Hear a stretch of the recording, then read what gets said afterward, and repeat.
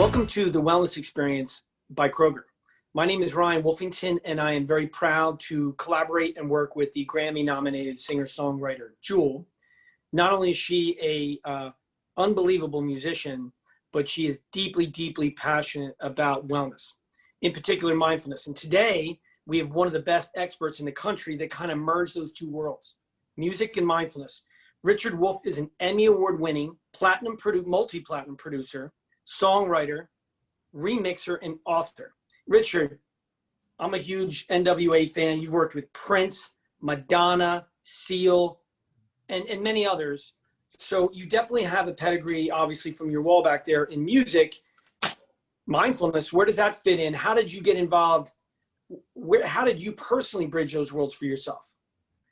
Well, it started when I was 17 years old, and I was very taken by Zen. I was reading books on Zen. I figured I'm 17 years old. It's about time I get enlightened.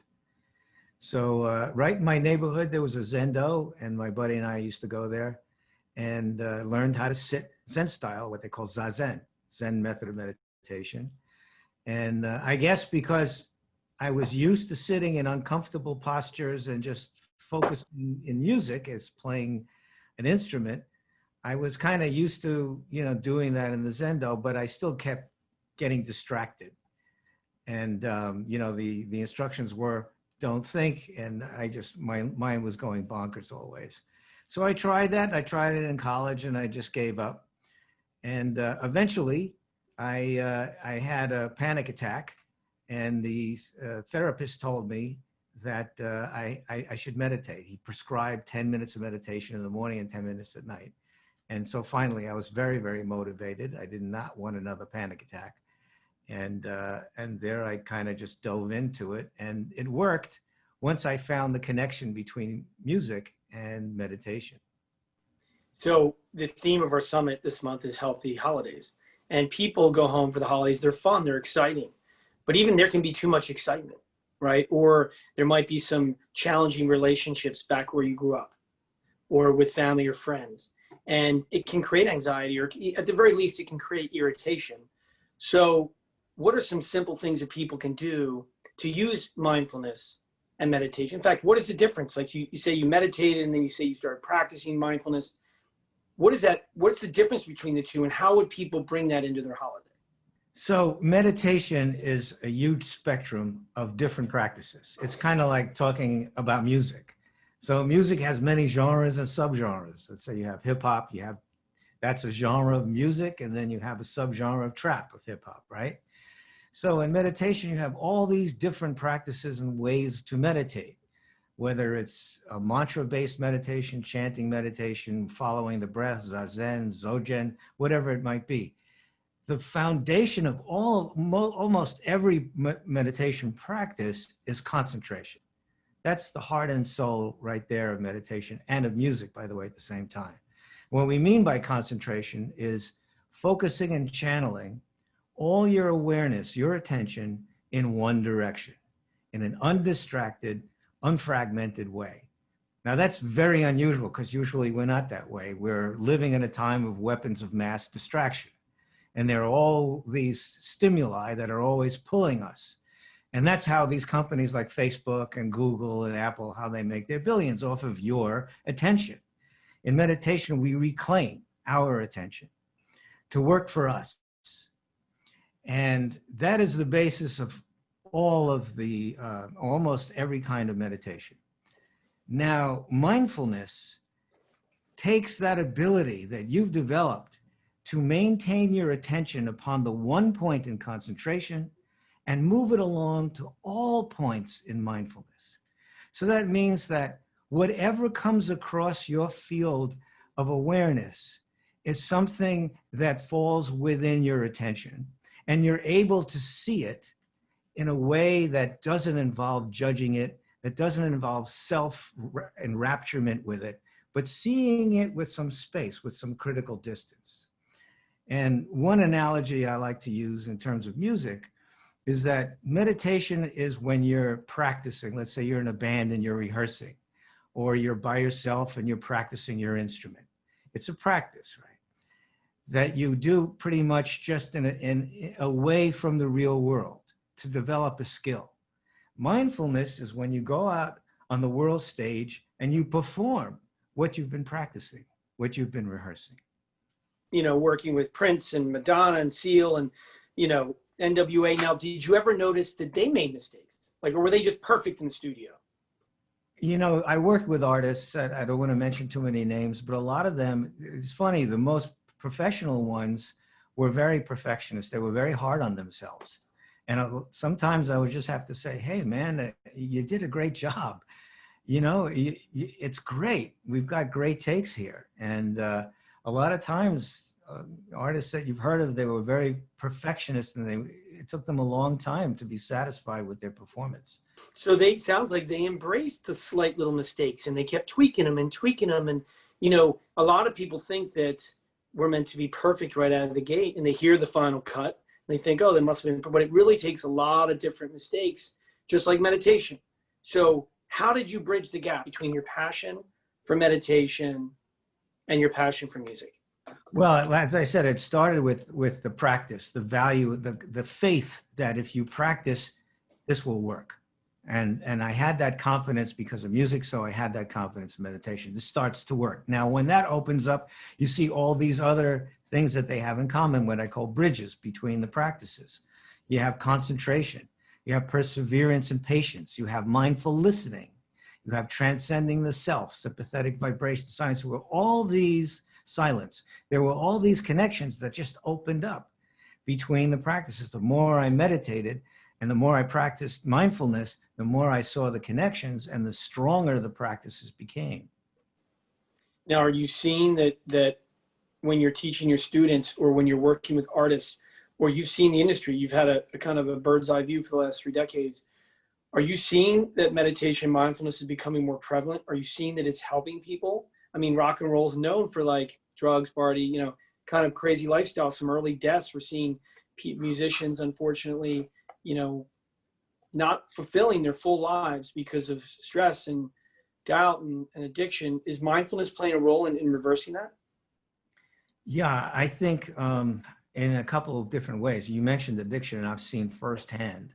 I've had people on the podcast that were former addicts, and part of their recovery is learning how to meditate. Big part of their recovery is meditation, mindfulness, gratitude practice, service practice. And these practices, which all stem together, meditation, mindfulness, gratitude, and service, they're all interconnected, have helped people recover from addiction. So I see that firsthand. And I'm also encountering more and more composers who meditate. And I think the society in large, there's a little bit more awareness of the value of meditation or the value of practicing mindfulness. So that's reflected in the music community. But of course, we'd like to see it on a much broader level. And we'd like to see people that are responsible for the careers of young people, whether it's record labels or managers or whatever it might be, to take on some responsibility about being sensitive about artists' mental health. Yeah.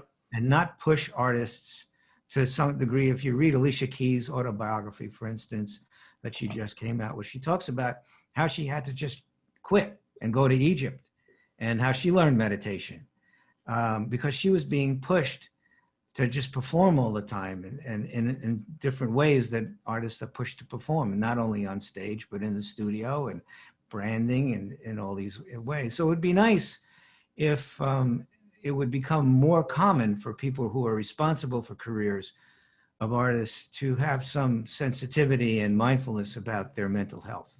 No, and I agree 100%. I mean, JD and Jennifer, who manage Jules' music career, very, very aware of, investing in her physical, emotional, mental health.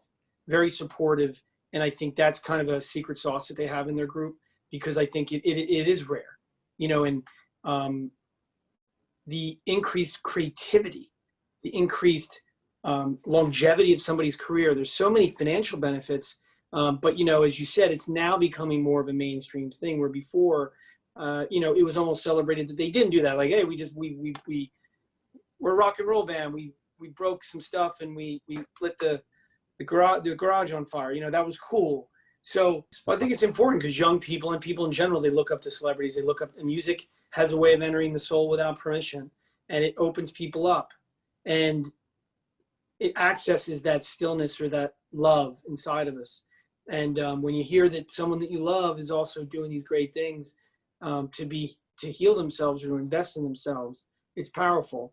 Now, how has it helped you personally? So, did the meditation heal your anxiety? How has it helped your career? How has it helped your relationships? I don't know if it's helped my career. It's probably damaged my career if you're talking about career in the music business, because I felt such a need to let other music people know that they could do these other practices that could help them in their lives.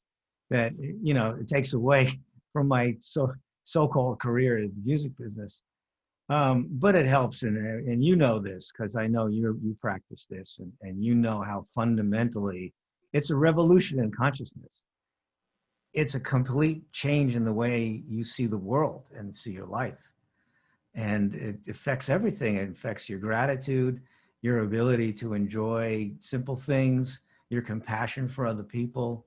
It changes in every way. And you know, it doesn't take away anxiety. I still feel anxiety. I can still feel panic attack coming on, but I have a better tool set to kind of understand how to, you know, talk to the anxiety and how to see it coming, and how to deal with it.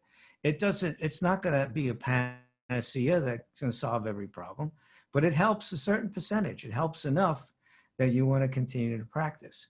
Because as you've pointed out, so many times you have musicians that are famous and successful, the biggest, whether it's Elvis Presley, Michael Jackson, Prince, Tom Petty, you know, Avicii. I mean, the list is endless. It goes on forever. And yet they have these suicidal tendencies, they're very self-destructive behaviors. And it shows you the limitations of music, that all of these artists, all of us, when we listen to music or make music, we are connecting with something beyond ourselves. So that's why when you go to a ball game, seventh inning, everybody gets up and sings "Take Me Out to the Ball Game," and everybody feels interconnected. You know, all the fans are interconnected. Every religion that I know of has music in it and has people chanting or singing or hymns or whatever it might be. And that's because through music, people connect with something that's transcends their own selves. And that's a wonderful feeling, and people want that. The thing with musicians, these celebrated musicians that don't have counterbalancing practices, is that ability to transcend yourself stops when the music stops. And then they feel that, well, I have no more purpose. And they don't see the purpose anymore and the connection anymore. And that's a tragedy. Whereas what happens in meditation and mindfulness, and this helped me, and it's helped a lot of people that we've mentioned, is that it shows you that you're still connected, that you're always connected. It's not just when you're making music that you're an instrument of something that's beyond you. Your whole life is an instrument of something greater than you.